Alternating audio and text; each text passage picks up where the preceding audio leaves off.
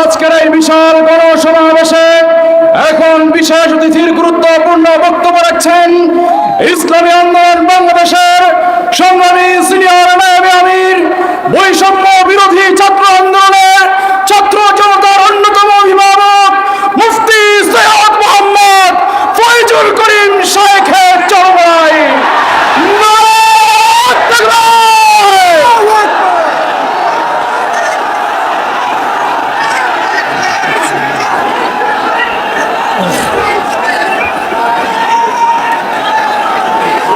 আসসালামু আলাইকুম ওয়া রাহমাতুল্লাহি ওয়া বারাকাতুহু। নাহমাদু ওয়া নুসাল্লি আলা রাসূলিহিল কারীম। আম্মা বা'দ। আউযু বিল্লাহি মিনাশ শাইতানির রাজীম। বিসমিল্লাহির রহমানির রহিম।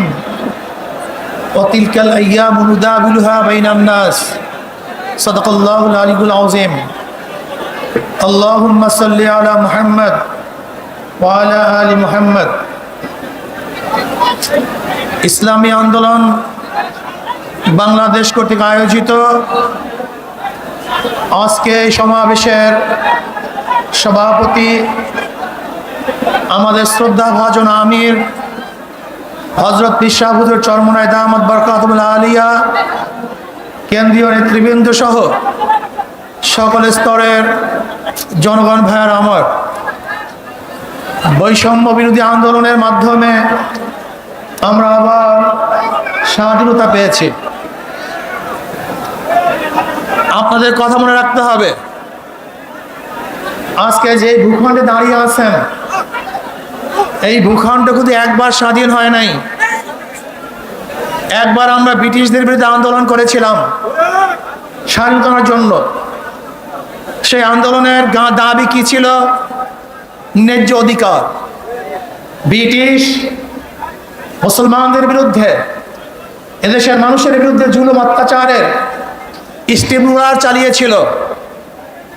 এই জুলুম থেকে বাঁচার জন্য মানুষ ব্রিটিশদের বিরুদ্ধে আন্দোলন করেছিল, জীবন দিয়েছিল। আপনারা জানেন, চাকরি চর থেকে শুরু করে খায়বার পর্যন্ত এমন কোনো গাছ ছিল না যে গাছের মধ্যে একজন আলেমকে ফাঁসিতে ঝুলানো হয় নাই। লক্ষ লক্ষ মানুষ জীবন দিয়েছিল। এই বাংলার মধ্যে ৮০,০০০ মাদ্রাসাকে ভুলুণ্ঠিত করা হয়েছিল।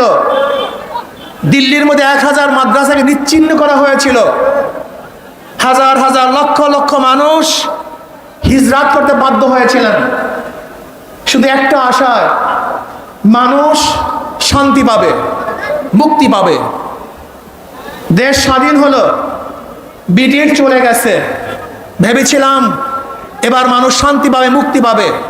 কিন্তু না, আমরা দেখলাম মুসলমানদের বিরুদ্ধে ওরা আবারও ষড়যন্ত্র শুরু করেছে। মুসলমানদের অধিকার প্রতিষ্ঠিত হচ্ছে না, মুসলমান অধিকার পাচ্ছে না। আবার মুসলিম লীগের নেতৃত্বে এদেশের মানুষ আন্দোলন করেছিল, সংগ্রাম করেছিল মুক্তি পাওয়ার জন্য, শান্তি পাওয়ার জন্য, নিরাপত্তা লাভ করার জন্য। পাকিস্তান নামীয় একটা ভূখণ্ড আমরা পেয়েছিলাম, ভেবেছিলাম আমরা শান্তি পাবো, মুক্তি পাবো। পাকিস্তানের দুইটা অংশ, পশ্চিম পাকিস্তান, পূর্ব পাকিস্তান।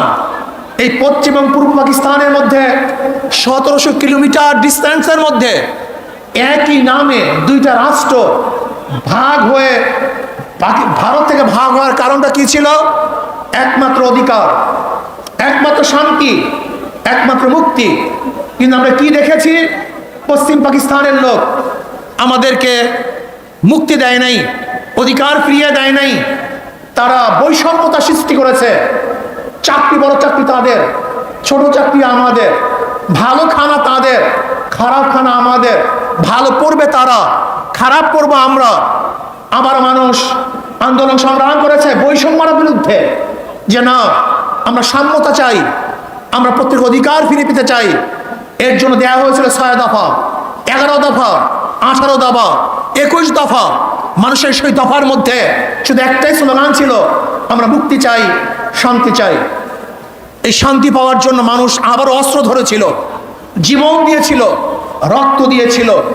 মানুষ এদেশ থেকে বিদেশে পালাতে বাধ্য হয়েছিল শুধু একটা আশায়, মানুষ শান্তি চায়, মুক্তি চায়। দেশ স্বাধীন হয়ে গেল হাজারো রক্তের বিনিময়, জীবনের বিনিময়, কিন্তু না, ৭৫ আমরা কি দেখলাম? আমাদের দেশের মানুষ যাদের নেতৃত্বে এদের স্বাধীন হয়েছিল তাদের বিরুদ্ধে আন্দোলন করেছে, সংগ্রাম করেছে। কারণটা কি? মুক্তি দিতে পারে নাই, মানুষের অধিকার ফিরিয়ে দিতে পারে নাই, বৈষম্যতা রক্ষা করতে পারে নাই, সাম্যতাকে প্রতিষ্ঠিত করতে পারে নাই। মানুষ আবারও আন্দোলন করেছে, আবারও সংগ্রাম করেছে। আন্দোলন করলাম, সংগ্রাম করলাম, সরকার পরিবর্তন করলাম। আজকে দেশের স্বাধীনতার বয়স 52 বছর। এই 52 বছরে যারা এদের শাসন করেছে তারা একজন শাসক ছিল না, সবাই শোষক ছিল। যারা 52 বছর এদের শাসন করেছে তারা জনগণের কল্যাণে কাজ করে নাই, নিজেদের দল এবং নিজের কল্যাণে কাজ করেছে। এই 52 বছর যারা শাসক ছিল তারা মানুষের অধিকার প্রতিষ্ঠিত করতে পারে নাই, বরং নিজের অধিকার প্রতিষ্ঠিত করেছে, নিজের দলের অধিকারকে প্রতিষ্ঠিত করেছে। এরপরে আবার আন্দোলন হলো, এই 24 সনে আন্দোলন হলো। আপনারা আন্দোলনে শরীক ছিলেন, মনে রাখতে হবে বৈষম্য বিরোধী আন্দোলনের ছাত্রদের প্রথম ভূমিকা ছিল। পরবর্তীতে এই আন্দোলন শুধু ছাত্র ছিল না, এদেশের আপামর জনসাধারণ, পুরুষ মহিলা, শ্রমিক, কুলি, মজদুর, তাঁতি, মাদ্রাসার ছাত্র, স্কুলের ছাত্র, কলেজের ছাত্র সহ সমস্ত মানুষ ঝাঁপিয়ে পড়েছে। আমরা মাঠে থেকে সশরীরে নেতৃত্ব দিয়েছি, এই শেখ হাসিনার জুলুমের বিরুদ্ধে আন্দোলন করেছি। আমরা আবার স্বাধীনতা পেলাম, কিন্তু আমরা কি দেখলাম? যেই কারণে মানুষ স্বাধীন করেছে দেশ, যেই কারণে মানুষ জীবন দিয়েছে, কিন্তু আমরা দেখলাম সেই স্বৈরাচার খুনি শেখ হাসিনা বিদায়ের পরে আবার জুলুম, আবার অত্যাচার, আবার অবিচার, আবার আগুন, আবারও খুন, আবারও দখলদারি, আবারও চাঁদাবাজি।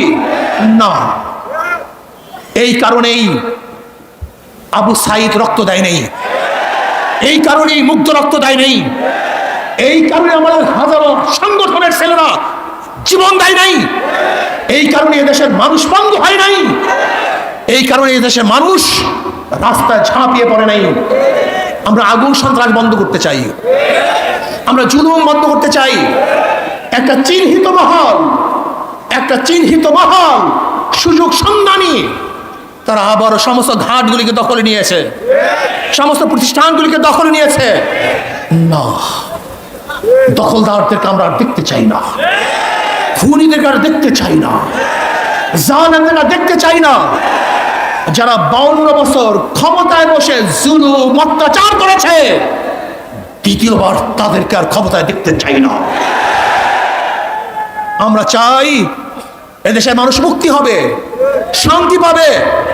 এদেশের মালিক জনগণ, জনগণের সাথে সেই মালিকানা আচরণ করা হবে, জনগণের সাথে ভদ্র ব্যবহার করা হবে, জনগণকে শ্রদ্ধা করা হবে, সম্মান দেওয়া হবে। কিন্তু দেখা যায় কোনো অফিসের মধ্যে কোনো জনগণ যদি ঢুকে, মনে হয় যেন মানুষ আসে নাই, জানোয়ার এসছে।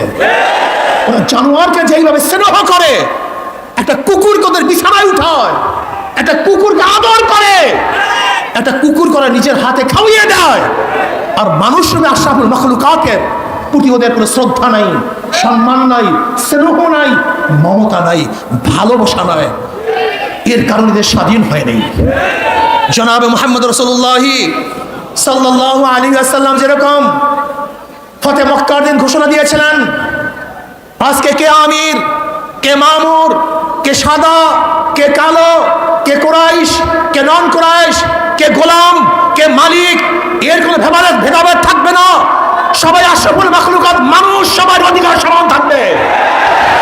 কে দল করে, কে দল করে না, কি আমার দল করে, কে অন্য দল করে, কে কালো আর কে সুন্দর, কে বড়লোক, কে গরিব, কে শিক্ষিত, কে মূর্খ, না, এরকম ভেদাভেদ আমরা চাই না।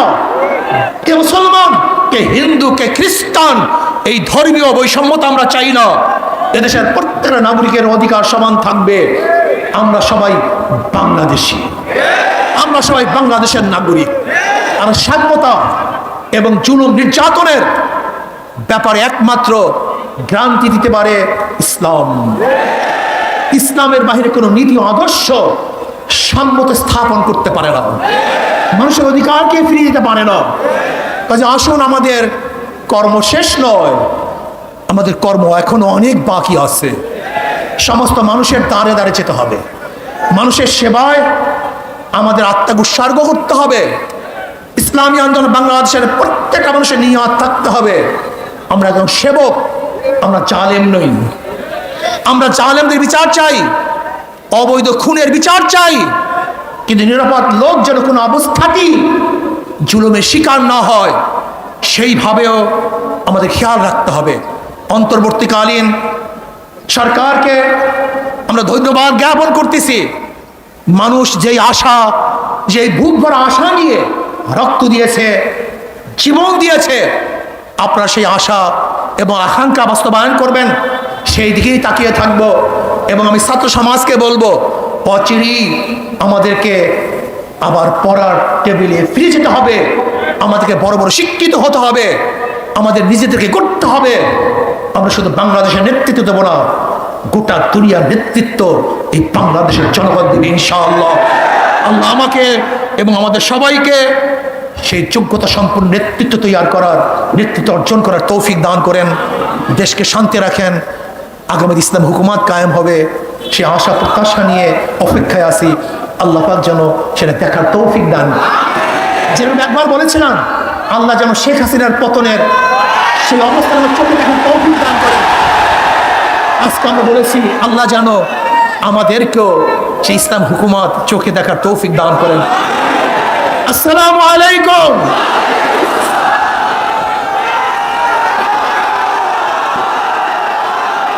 সমাবেত ভাই বন্ধুগণ,